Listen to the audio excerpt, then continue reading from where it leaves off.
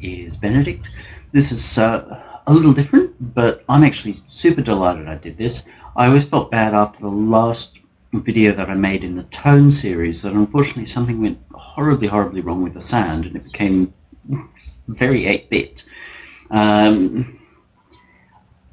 I think that it made people less interested in watching the video and actually taking in the thinking behind it, which was that I made a full mix using only tone.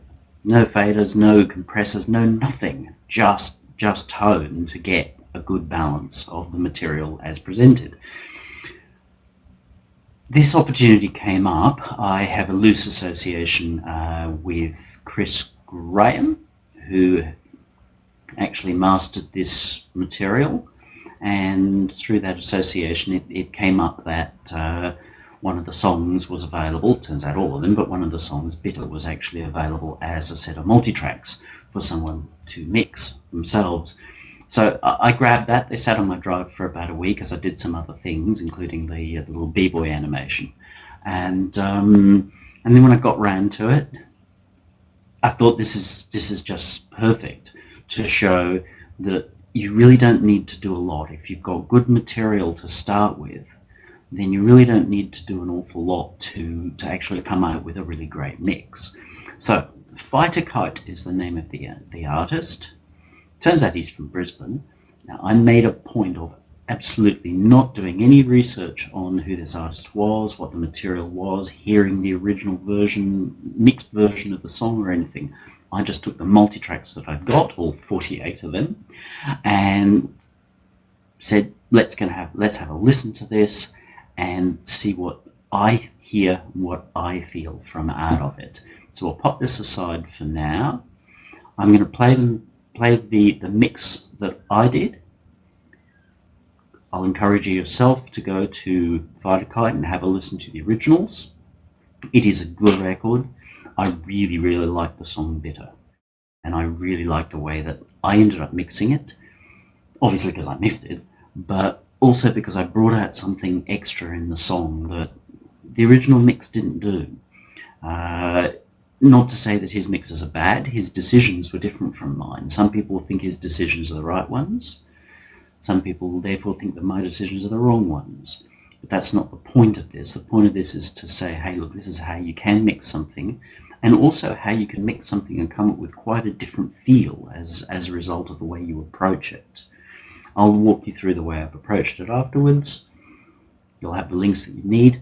Now, while I press play here, the audio is going to end up being out of sync because I'll actually fly in the mix so that you don't end up with any artifacts or nastiness from this recording process.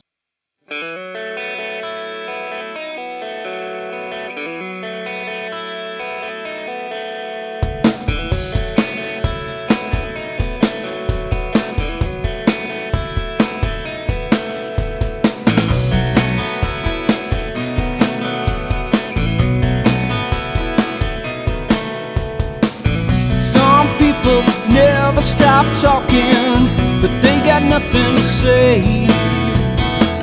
Some people are always out walking because they can't find their way. Some people never stop dreaming cause they don't want to wake up. Most people only stop drinking when there's nothing left in the cup. I don't wanna get bitter and twisted, but I don't wanna join in. I don't wanna get bitter and twisted, I just wanna stay comfortable in my skin.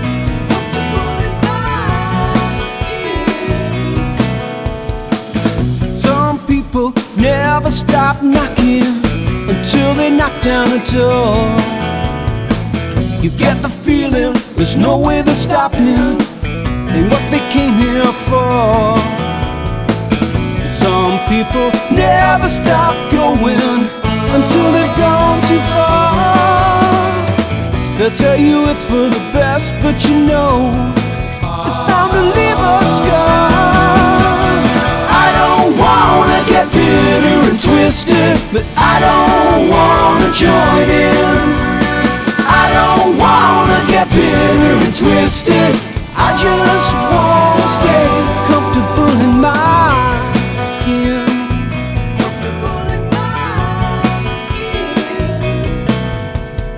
please everybody all of the time, but you never please yourself.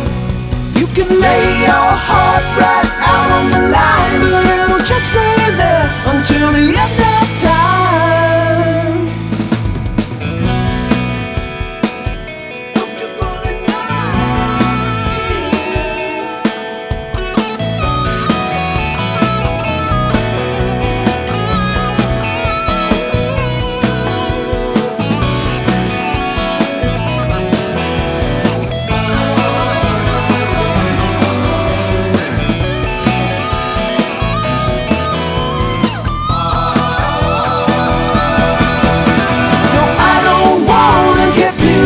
Twisted, but I don't wanna join in. I don't wanna get bitter and twisted.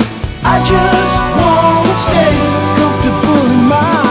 I don't wanna get bitter and twisted, but I don't wanna join in.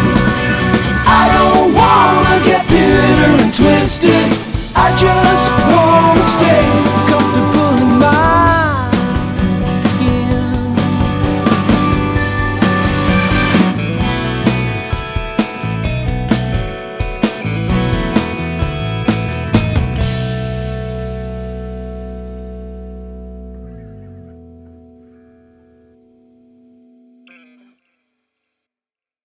Alright, so that is my mix, my take on the FytaKyte song. And I will encourage you, as I said before, to go and actually compare to the original. The original mix, and I had my suspicions when I popped this material in and started listening to it, I had my suspicions that the mix, the original mix, the official mix from the artist, was going to be guitar heavy. They were the indicators there.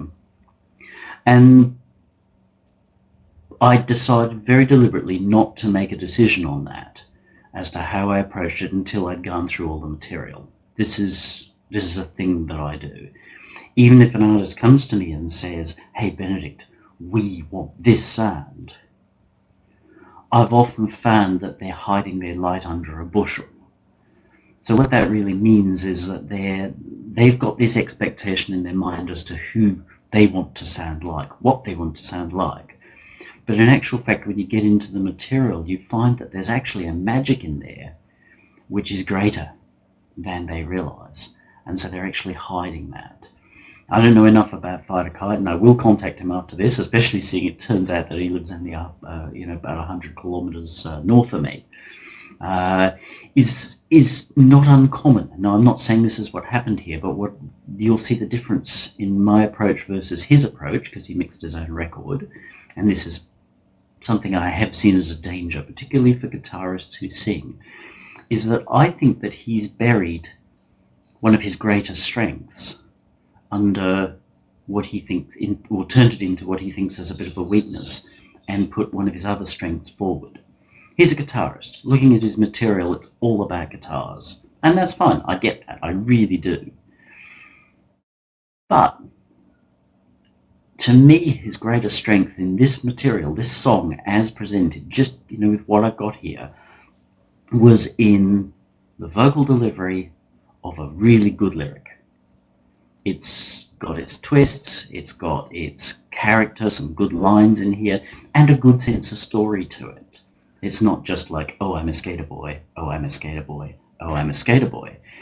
He's actually talking about something that's really personal, that really points out something about the human condition. That's great material. It's delivered in a simplish format, as in it's not complex. He's not reading Shakespeare or anything like that. So really well delivered. But we'll get into showing you how I put this mix together. So to start with, you import this stuff, you end up with a whole lot of tracks. And I think that probably any mix engineer is going to look at that and initially feel somewhat daunted. So my number one thing, before I'm doing much of anything, because otherwise I don't want to make the wrong decisions over a fear of, oh geez, I'm confused or overwhelmed, is that I go through all of these. Now obviously quite a few of these tracks are related to one another. So what I do And everyone's going to find their own way. But this is what I did. I go through and I group them, put them into a submix. So my kick drums come into a submix. My snares come into a submix. And then collectively all the rest of the drums come into a submix. So rather than looking at this and going, oh shit, I've got 48 tracks, that's fucking scary. How am I going to encompass all of that in my noggin? I end up with about 8 tracks. So what we've got, kick and snare, because commonly they're going to want extra attention. I don't know whether they will, but seeing this as somebody else's mix, probably they will. So I'll separate them out. If it was my mix and I knew I wasn't likely to need them, I probably wouldn't separate them out. I'd just go drums. Bass is always a thing in itself. Group the electric guitars, group the acoustic guitars. The Rhodes and Hammond would have been tempting to pair the two of them, but they're clearly incidental instruments and I figured I'm going to want to treat them separately. So I allowed them to be separate. I've got my lead vocals, put them into one box, my backing vocals into another box, and then summed both of the lead and backings into their own box, which is here. Now, as I've said, it was obvious that the artist's impression is that he's seeing himself mostly as a guitarist, and so I expected the expectation, if I was being led to do this by somebody else, would be, oh, make a guitar heavy and drum and bass, bland kind of a mix. Concerned to do it, went to look at, well, what have I got in terms of a vocal? So start with the lead vocal. That's the harder things here. Now let's just get ourselves into a point where it's useful. I don't wanna get bitter and twisted, but I don't wanna join in. I don't wanna get bitter and twisted, I just wanna stay comfortable in my... I really like that. That says we have a lyric that's worth hearing. I also really like the delivery. I'm not straight away faced with somebody who's singing out of tune, out of time, and most importantly, I can live with all of those, but most importantly, I'm not actually faced with a singer who's scared of himself. It's very, very common that I hear singers sing and I can hear their fear. And when I hear their fear, they're imparting that fear to me, which makes me go, I want to get away from this song. You can be a singer with limited vocal talent and sing with confidence. Lou Reed, anybody? Bob Dylan? So, I've got all the makings of a vocal that really could and should be made plenty of. I then go and have a listen to what are the backing vocals like. I don't wanna get bitter and twisted, I don't wanna join it. Blow me down if I don't have a lot of nice harmonies, nicely delivered harmonies too. So once I start listening to two together, I don't wanna get bitter and twisted, I just wanna stay I gotta tell you all, I'm excited. This is really lovely material and not what I expected. So, decision made straight away, this is a vocal driven song. My very first thoughts were actually the band America, Horse with No Name, Muskrat Love, Sister Golden Hair. They did this. An interesting song, there's extra vocal harmonies. They had a couple of guys to sing the harmonies. This is one guy singing and saying harmonies. Couldn't give a shit. This sounds great. So that was going to be the center piece of this mix, these vocals. So focused on the vocals, and I started by mixing the vocals. Everything else is muted at this point. All I'm hearing are those vocals. I take the lead. These vocals, I don't know whether they've been prepared by the time that they got to me, whether he's auto-tuned them or anything. Great news is they don't sound like they were auto-tuned. So if he has fixed a thing or two, I don't hear it, and that's wonderful, because the last thing I ever want to hear is auto-tuning in a song. Unless it's a feature, shares, believe, we go, eee! With the auto-tune, great, cool effect. But you don't want to overdo it, and the last thing you want is, as a general rule, is to be hearing this auto-tune that emo records do all the time. It's just yuck, because a song is about getting in with the person, becoming one with their feel. Like I said, if I'm listening to a singer who's clearly afraid of singing, then what I hear is fear. I feel the fear. And that can be great. If you want me to be afeared, if it's Cannibal Corpse, great. But even there, they sing with confidence. It's their confidence that's supposed to, somewhere between frighten and amuse the hell out of me. So, lead vocal. You will see that my processing for this is very simple. I decided also really early on, once I realized what I'd got in these vocals, that my mix needed to sound very natural. So the less I did and the simpler I did it, the better, so that I could get that feel of, like I say, like an America record. Actually, as an aside, when I played this to my partner last night after we'd watched some television, played the whole song, she actually said, remind her of Rick Springfield. And I got that straight away. And that's a good association, because he had a good career and he deserved it. Far more than Jesse's Girl. Far better artist than just, a one-hit wonder. So, vocal. The bull in my I've got the best, but it's bound to leave a scar. a main lead vocal, I don't wanna get bitter and twisted. I don't wanna join a second, in. worth having a second, and a third. Twisted. You'll see that I've kept the main up front, the seconds, and I have panned out a bit. Initially, I'd actually panned them hard, but once I got into a full mix, then I pulled them back, because otherwise it just was too far out there. It sounded great soloed. If this was going to be an a cappella version, and trust me, it could be, we'd have to tidy up some gaps, but it could be. Then just needed to pull them in a little bit, drop the volume on the seconds here a little bit, not a lot. Wanted to keep this as a little bit of a massed vocal, not a gang vocal, but just massed, because it gives you that extra sense of body. The only processing I've done at this stage to this group was using Giles Reeves or Salig's leveler. It's a very clever kind of a compressor-y sort of a thing. Upwards expansion. It's a little mind-boggling in the way it works, but incredibly simple.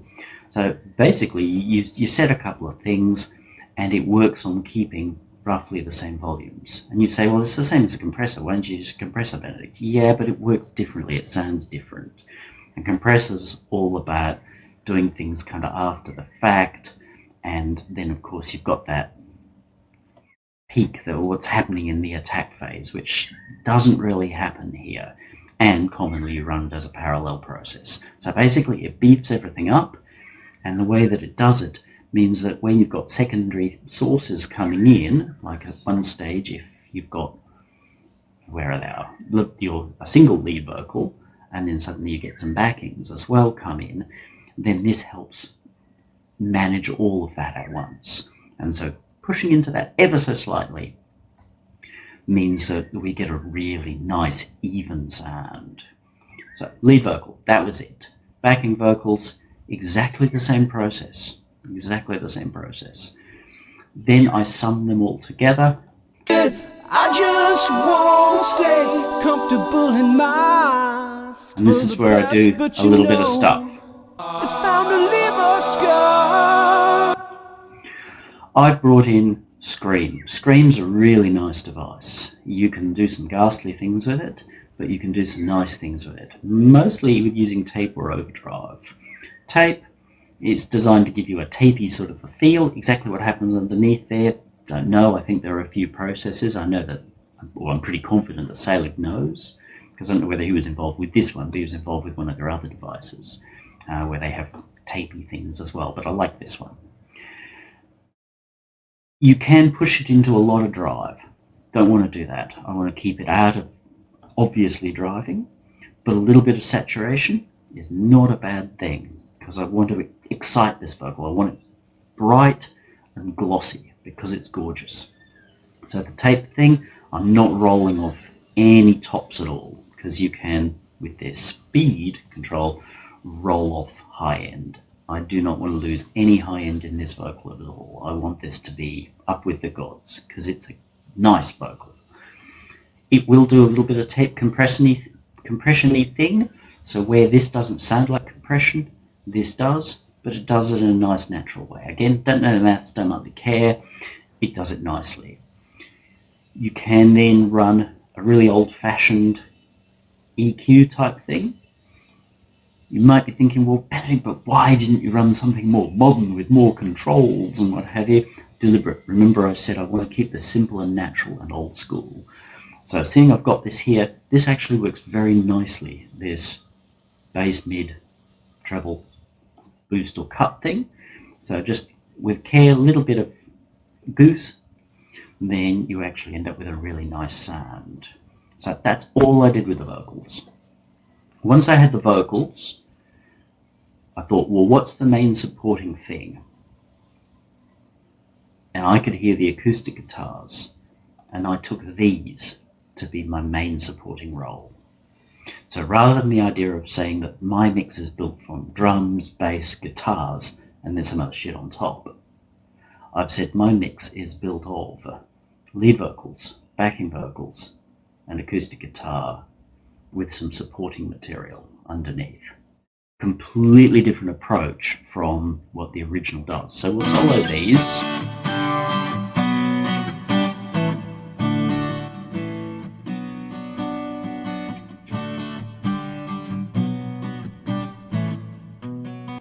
Very natural.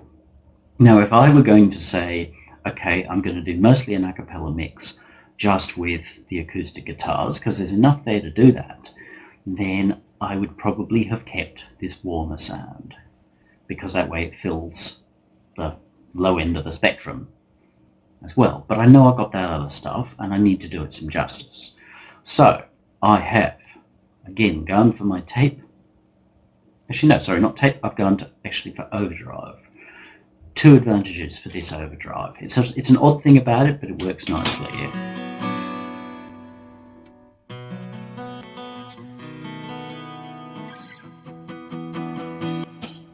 See how it brightens things up? So we're getting some of that overdrive sparkle. No distortion. We're not getting into, Metallica territory here. We just want that sizzle, that brightness, because combining that brightness with the lovely brightness of the vocal and the reverb that I've put onto it there means that we've got this really bright, glossy sound. By making your guitars brighter, that actually makes that brighter again. So I'm chasing a particular feel here. Yes, a quirk of the Scream's overdrive is that it actually drops out low end. I don't quite know why, but it does. And in the right situations like this, it's actually a beaut.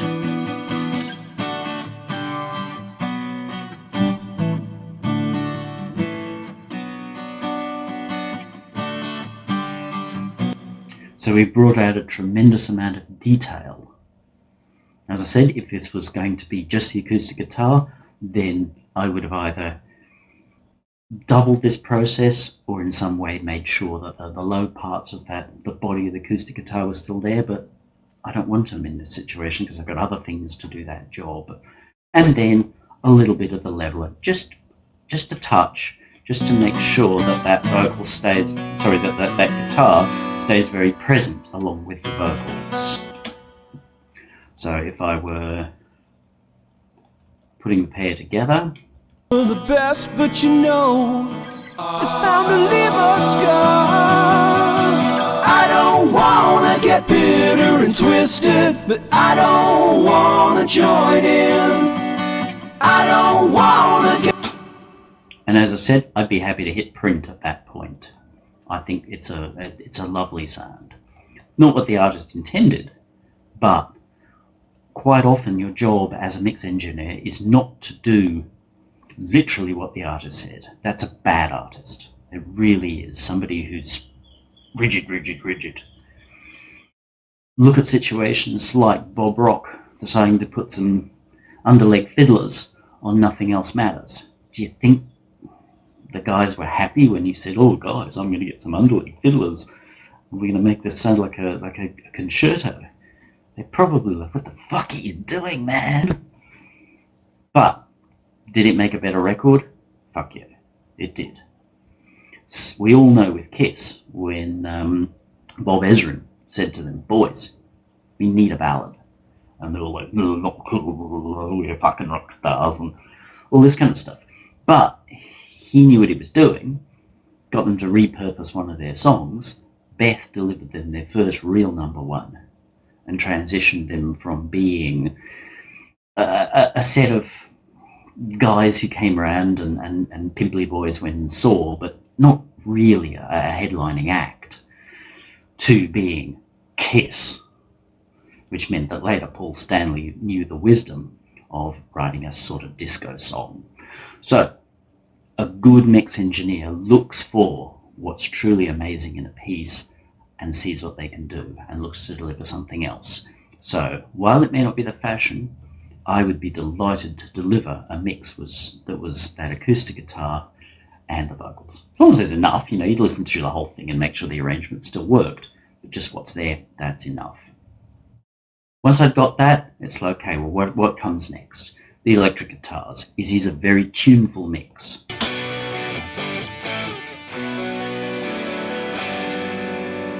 The electric guitars carry lead and melody right from the word go. So while I'm not going to use them to drive my mix, I'm going to make sure that those melodies are there. Those melodies are more important than drums. Drums are a dime a dozen. They're more important. So went through them, and I don't know what the intentions were. There are a few tracks, but I've just sort of balanced them up the way that I thought sounded nice. That's all my job is. It's not to go through and say, "Oh, we've got to process this way, we've got to process that way." That's overkill. That's me being a bit of a dick. It's a case of listen to them and go, how can we make these work nicely? I've got a good artist here. Brilliant. Makes mixing so much easier. You have a good artist whose material is intelligently put together. He hasn't put this together to say, "Oh, it's fashionable to have this here, so I'm going to do this here." He said, "What's going to make this work nicely?" So all the bits are intelligent, so nothing really needed to be thrown out. Just a little bit of goosing on the balance. So my electric guitar's there. Bit. You see, I've done very little. It's mostly with the lead, which we'll talk about in a moment, that I've pushed that. Everything else, I've basically left how it was. It didn't need a lot of messing around with. I have found what the main things are, and then the supports, and panned them out. We are looking for that width, because these are not going to be front of house. I'm not. It's not like a Tipton Downing Judas Priest kind of thing, where you might have them out here. In a rock song, you often don't put them as far out, unless you're looking for that extreme Daughtry kind of thing. But that's come from Tipton Downing Priest. But because I know these are going to be further back, I'm happy to let them be out. I'm happy to let the guitars be a big backdrop to this. So they're sort of the support. You look at your bed and you see the doona. You don't really think of the mattress underneath, but the mattress is what makes the bed. In this case, the electric guitars are the bed. So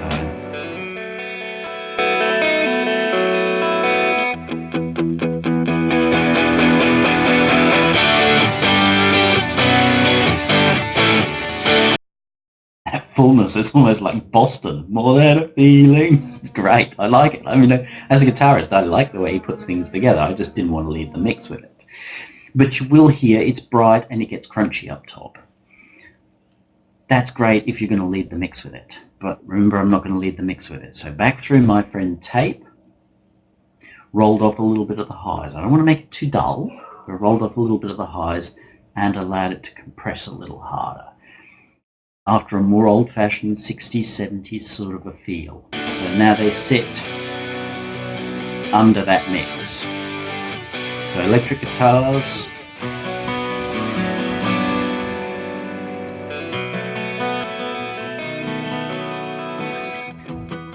So those acoustics really get to lead the show, the electrics make it. Don't wanna join in, don't wanna get bitter and twisted, I just want to stay. Coming together nicely. So electric guitar's done, acoustic guitar's done. So that then leaves me the rhythm section, drums and bass. So the way I've broken the drums up to start with is pretty basic. As I said, just kicks, just snares, because they're the ones I'm most likely going to need to process separately, and then everything else thrown into the one box. So if I take my drum mix alone,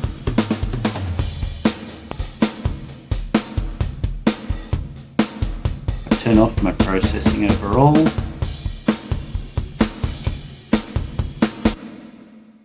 Going for a pretty roomy sound. There's a fair amount of room here. See, there are reverbs here, so overheads, mono, stereo, what have you. A little bit of balance there. I was happy to keep the overheads and the roomy stuff sort of fairly stereo, because again, this is not a mix where we have a lead kick drum. It's not that kind of bad quality metal where it's like lead kick drum and some other guys doing some shit in the background. This is that vocal. So I'm prepared for this whole kit to sit underneath. You listen to America records and similar stuff, you can go through and go, geez, is there a kick drum in here? Yes, there is, you know it's there. But it's definitely not right up there in your face. So,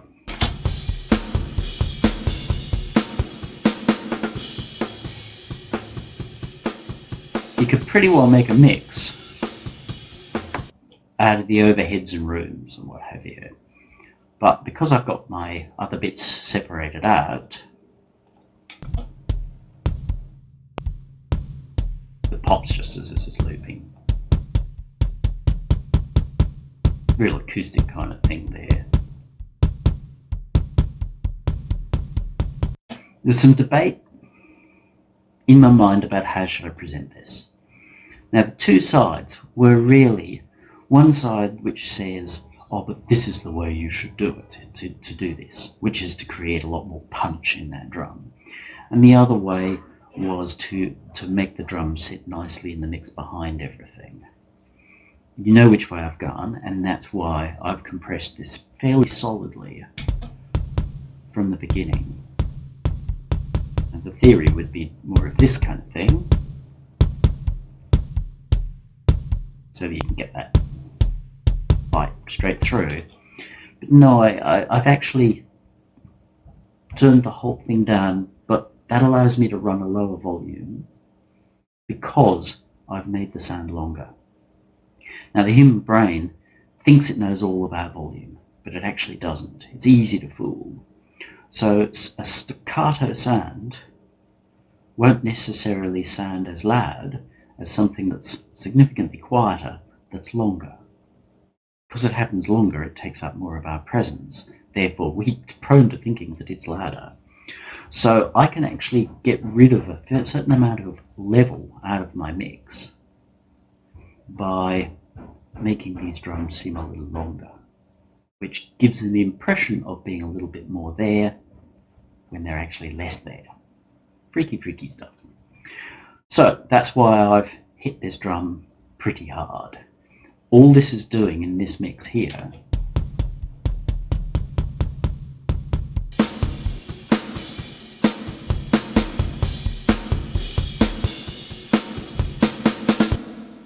is filling in. So I'm finding the point where it fills in nicely.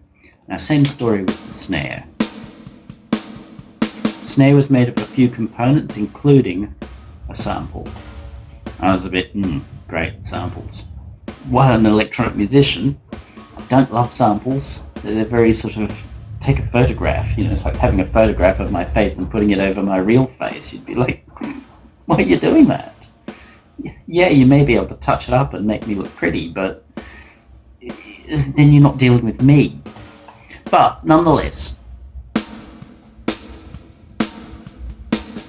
the original sound, we could beef it up with compression, but I didn't want to get into using heavy compressions or anything like that, even though I do use some, but I didn't want to be sculpting this sound dramatically.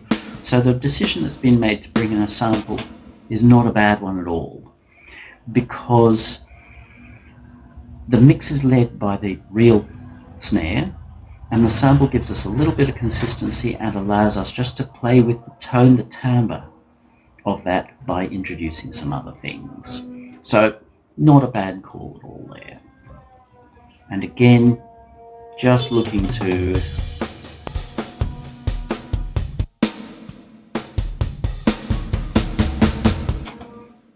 just let that come forward a little bit.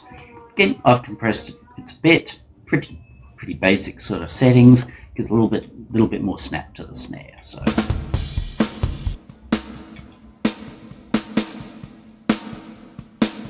giving it a fair amount of reverb. Sounds like an awful lot of reverb here when things are in solo, but when you put it together, it just gives that snare a lot more presence up with the vocal.